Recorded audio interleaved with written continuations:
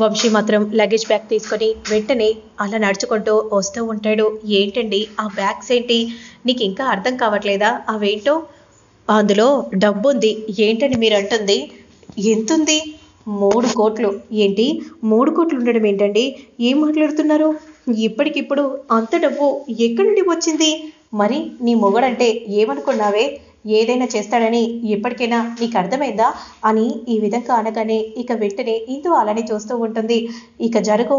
అమ్మా, ఎక్కడున్నావమ్మా? అమ్మా, నాన్న, ఎక్కడ ఉన్నారు?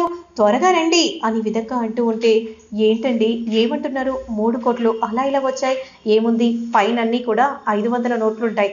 దాని తర్వాత దాని కింద మొత్తం అన్ని చిత్తు కాయిదాలేనే అని అనగానే ఇక ఒక్కసారిగా ఎంతో షాకింగ్గా చూస్తూ ఉంటుంది. అంతలో ఏంట్రా ఈ బ్యాగ్ ఏంటి? నీకు ఇంకా అర్థం కావట్లేదా నాన్న? కోప తీసి ఆ అపూర్వ గారు డబ్బులు.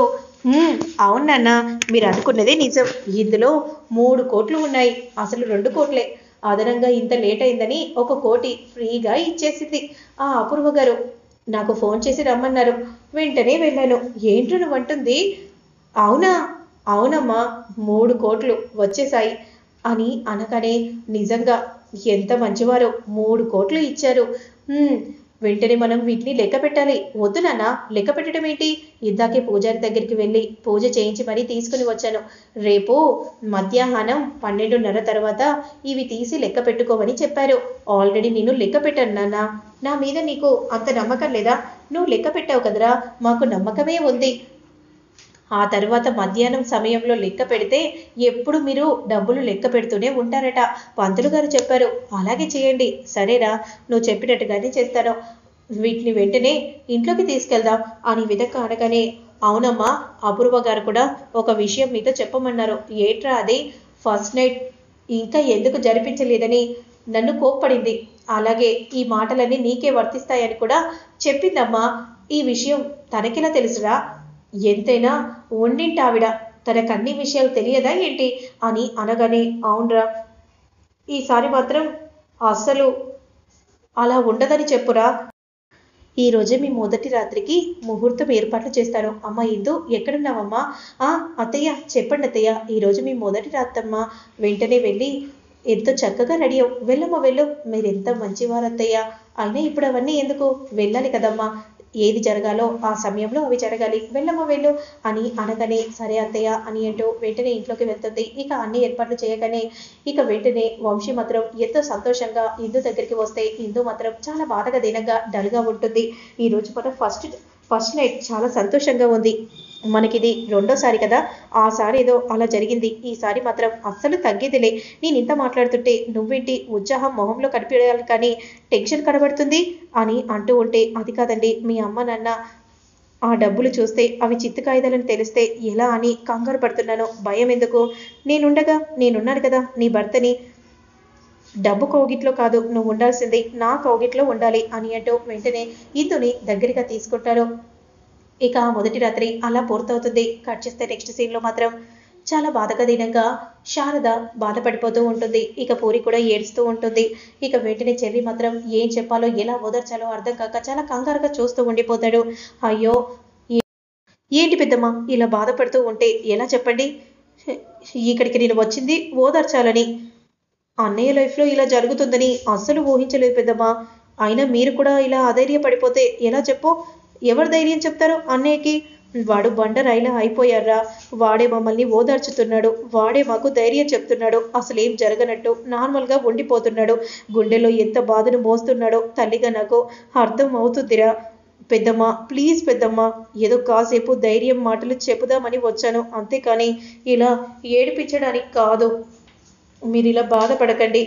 ఏమాత్రం తగ్గకుండా మనము అన్నయ్యకు ఒక మంచి సంబంధం చూస్తాము. ఏంట్రా ఏమంటున్నావు? భూమి కాదంది.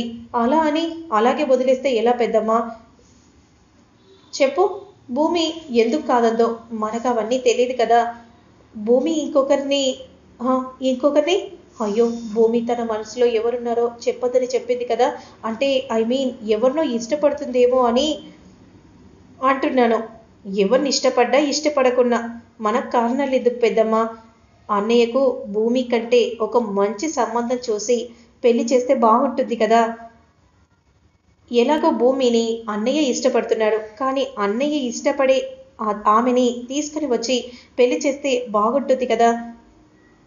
అది కాదురా, మొట్టమొదటిసారిగా ఒకే ఒక కోరిక భూమిని అడిగాడు, అది కూడా తీర్చలేకపోతున్నాను. వాడు భూమిని అడిగాడు కదా, భూమి తప్ప వేరే అమ్మాయి లేదా? చెప్పండి పెద్దమ్మా. ఆ పాయింట్ ఆఫ్ వ్యూ నుండి ఆలోచించండి. తలదన్నే అమ్మాయిని తీసుకుని వచ్చి అన్నయ్యకు పెళ్లి చేద్దాం. అన్నయ్యకు పేపర్లో వేస్తే ఎన్నో సంబంధాలు వేలలో వస్తాయి.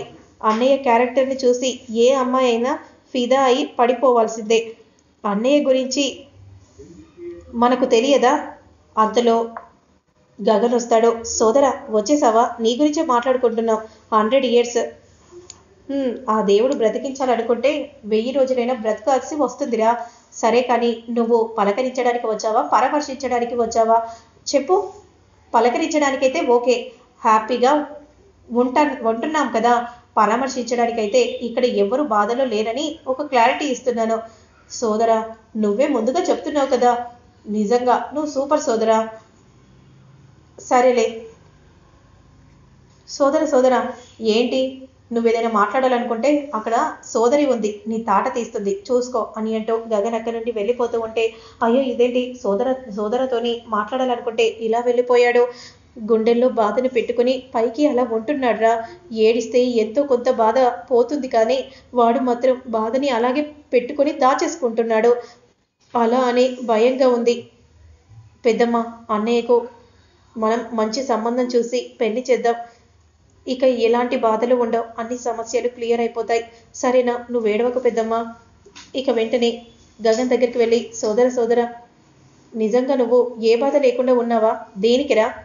భూమిని నువ్వంటే ఇష్టం లేదని చెప్పింది కదా, దాని గురించి తన మనసులో ఉన్న మాట చెప్పింది, నా మనసులో ఉన్న నీ మాట చెప్పాను, అంతే కదా, సింపుల్. అందులో బాధపడడానికి ఏముందిరా? చాలా సింపుల్గా చెప్పేశావన్నయ్య. నీ ప్లేస్లో ఇంకెవరైనా ఇంత క్యాజువల్గా అస్సలు ఉండరు. యాక్చువల్గా నేను నీకు ఒక విషయాన్ని చెప్పడానికి వచ్చాను. నేను పెద్దంతో కూడా మాట్లాడాను, నీ డిసిషన్ తీసుకుందామని ఆగాను. ఏంట్రా అది? నీకు పెళ్లి చేయాలని అనుకుంటున్నాం. ఏంట్రా నువ్వు అంటుంది? వద్దు. ఎందుకన్నయ్యా? పెళ్లి చేసుకోవాల్సి వస్తే భూమిని మాత్రమే పెళ్లి చేసుకుంటాను, ఇంకెవరిని కూడా నేను పెళ్లి చేసుకోను అని అనగానే ఇక వెంటనే షాకింగ్గా అలానే చెల్లి చూస్తూ ఉంటారు. మరే ఆలోచన కూడా నాకు లేదు అనే విధంగా చెప్పగానే అలానే చెల్లి చూస్తూ ఉంటే, ఇక మరోవైపు మాత్రం శరత్ చంద్ర చాలా బాధగా దీనంగా ఆలోచిస్తూ ఉండగా అదే సమయానికి భూమి వస్తుంది. భూమి ప్లేట్ని తీసుకొని వచ్చి ముందు కూర్చుంటుంది. ఏంటి నాన్న, ఏం ఆలోచిస్తున్నారు? అంత బాధగా ఉన్నావేంటి? చెప్పండి నాన్న. ఏం లేదమ్మా, నాకు కాకపోతే ఇంకెవరికి చెప్తారు నాన్న? చెప్పండి నాన్న. అది కాదమ్మా, మీ అమ్మ నాన్నలు వస్తే నువ్వు ఈ నాన్నని కాదని నువ్వు వెళ్ళిపోతావు కదా. అయ్యో, ఈ విషయం గురించి మీరు ఆలోచిస్తూ బాధపడుతున్నారా నాన్న? మా అమ్మ నాన్నలు వచ్చినా సరే మీ తర్వాతే వాళ్ళు ముందు కాదు నాన్న, ఎప్పటికీ కూడా.